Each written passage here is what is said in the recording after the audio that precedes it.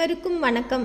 இன்னைக்கு நம்ம பானு ட்ரெடிஷன் சேனல்ல ஆஸ்மா மற்றும் நுரையீரல் பிரச்சனைகளை தடுக்கக்கூடிய ஓமவல்லி டீ எப்படி தயார் பண்ணுறதுன்னு இந்த வீடியோவில் பார்க்கலாம். இதுக்கு என்னென்ன பொருட்கள் வேணும்னு சொல்கிறேங்க. பாருங்க, இதாங்க ஓமவல்லி. இது நான் வீட்டில் தொட்டியிலே வளர்த்துக்கிட்டு வரேன். நீங்களும் உங்களுக்கு கிடைச்சிதுன்னா ஒரு தண்டு வச்சா கூட நல்ல வேகமாக வளர்ந்துடும்.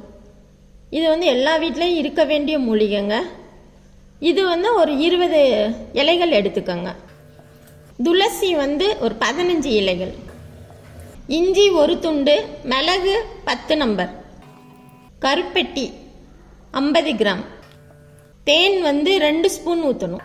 இதாங்க தேவையான பொருட்கள். வாங்க டீ எப்படி தயார் பண்ணலான்னு பார்க்கலாம். முதல்ல ஓமவல்லி துளசி இலைகளை நல்லா கழுவிட்டு இந்த மாதிரி பொடிசாக கட் பண்ணி எடுத்துக்கோங்க. அடுத்து இஞ்சியையும் மிளகையும் நல்லா தட்டி வச்சுக்கோங்க. இப்போ நம்ம டீ ரெடி பண்ணிடலாம்.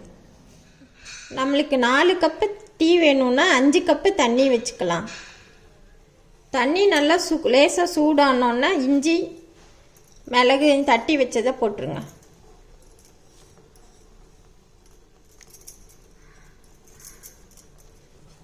அடுத்து கட் பண்ண ஓமவல்லியும் துளசி இலையும் போட்டுடலாம். நல்லா கொதிக்கட்டுங்க. அந்த 1 டம்ளர் தண்ணி வத்துற வரை நல்லா சாறு இறங்கணும், கொதிக்கட்டும்.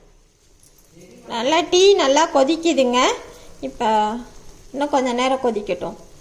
வாயு தொல்லை உள்ளவங்களும் ஜீரண கோளாறு உள்ளவங்களும் அடிக்கடி இந்த டீயை நம்ம சாப்பிட்டோன்னா இந்த பனிக்காலத்தில் குளிர்காலத்தில் அதிலிருந்து நல்லா விடுபடலாம்.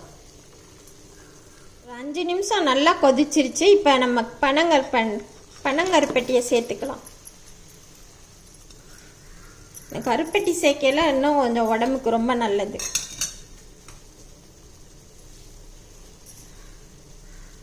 நல்லா 5 நிமிஷத்துக்கு மேலே நல்லா கொதிச்சிட்டு இருக்குங்க. இப்போ பாருங்க, இலையெல்லாம் உள்ளே போயிடுச்சு.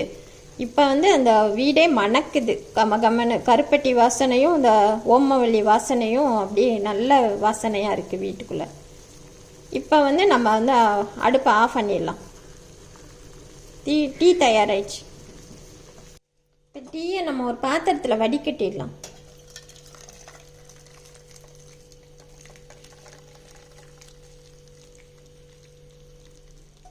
அப்புறம்தான் நம்ம கடைசியாக தேன் சேர்க்கணுங்க. டீயை வடிகட்டிட்டு இப்போ நம்ம இதோட 2 ஸ்பூன் தேன் சேர்த்துக்கலாம். தேன் சேர்க்கல இன்னும் சளியெல்லாம் நல்லா வந்துருங்க.